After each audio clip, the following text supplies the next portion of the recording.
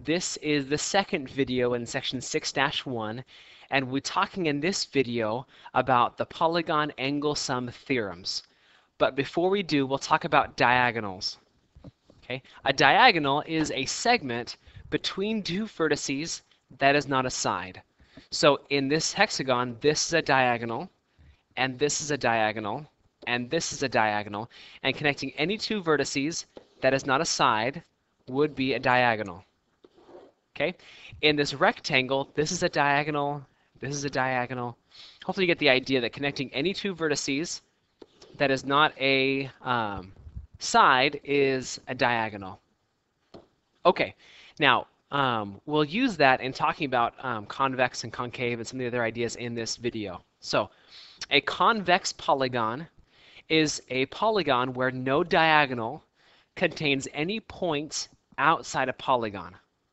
Okay, so any diagonal you draw in this polygon, nowhere on that diagonal will go outside of the polygon. Okay, same thing is true with this rectangle. Okay, concave polygons is where a diagonal contains points outside the polygon. Okay, so in the star I can connect these points. Okay, it's not a side, but I'm connecting vertices, and so it's a diagonal. And that diagonal has points that are outside the polygon. Okay, same thing is true with this arrow. If I connect these right here, it's a diagonal and it's outside the polygon. Okay, now the way I think of this is concave are polygons that are caved in, or they go into themselves. Okay, convex are where they don't go into themselves. Okay, I think of kind of caving in. Concave polygons are those that go in. Okay, now in this section and throughout much of the year, when I talk about a polygon, I will almost always talk about a convex polygon. Okay, I won't talk about a concave polygon unless I specifically say concave. So a lot of the theorems we're using, a lot of the formulas we're using in this section only apply to convex polygons. So keep that in the back of your mind.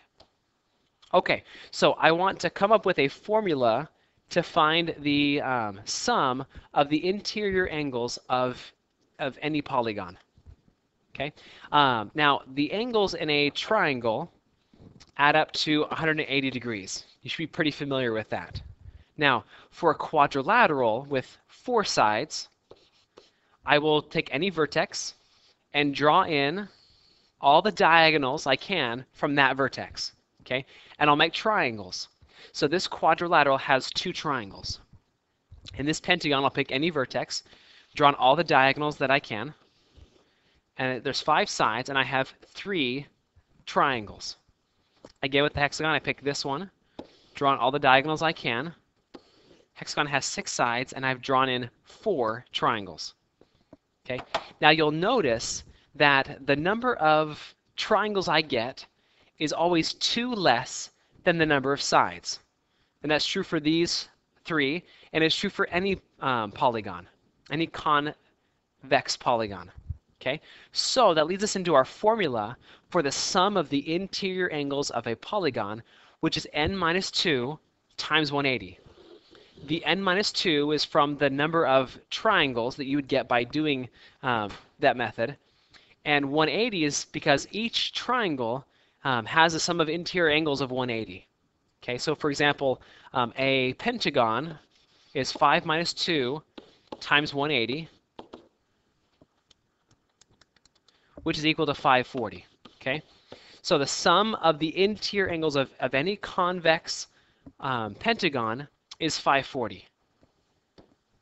Okay, now the measure of each interior angle of a regular n-gon, or more generally a equiangular n-gon.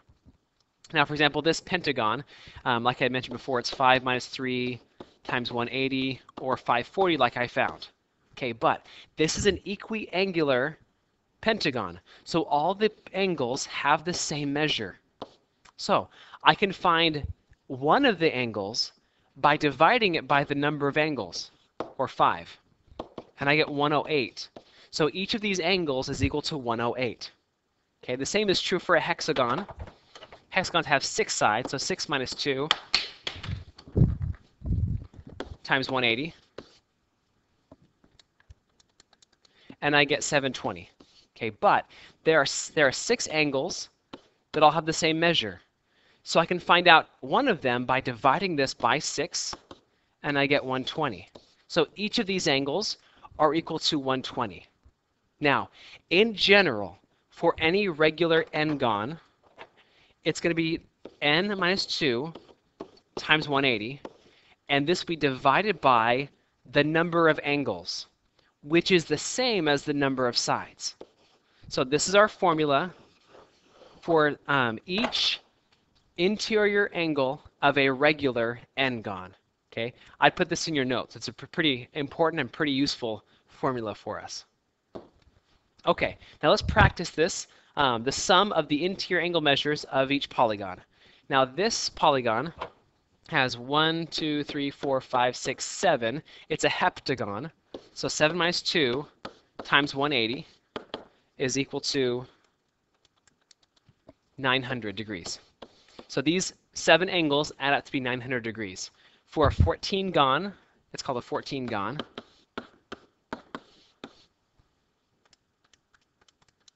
I get 2,160 degrees, which seems like a lot, but there are 14 angles, and almost all of them will be obtuse.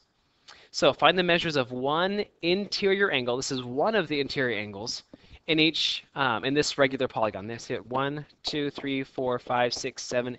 Whoops. 1, 2, 3, 4, 5, 6, 7, 8, 9, 10, 11, 12. This is a regular dodecagon. So it's 12 minus 2 times 180 divided by 12.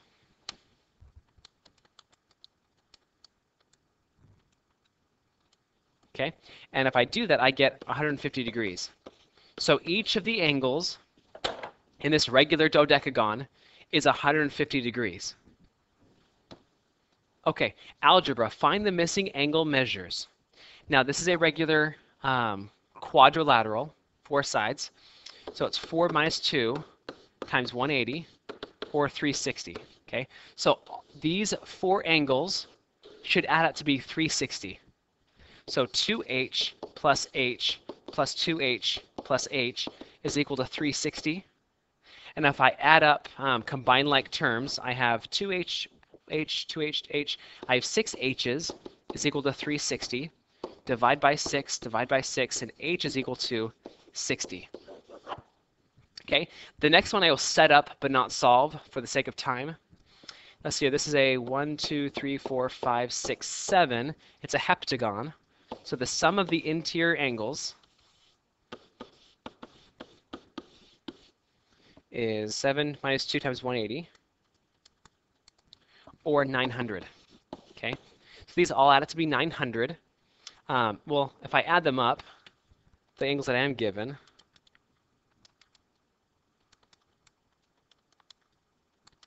okay, I get 755.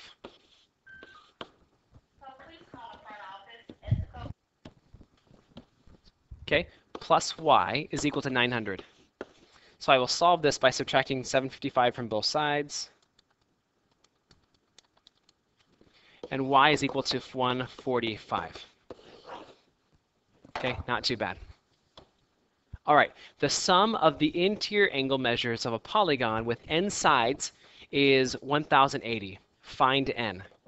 Well, I know that n minus 2 times 180 is equal to 10,080. So I'm solving this equation for n. Now, the first thing I'll do is divide both sides by 180. Now, you could distribute the 180 if you wanted to, but I think this will be easier.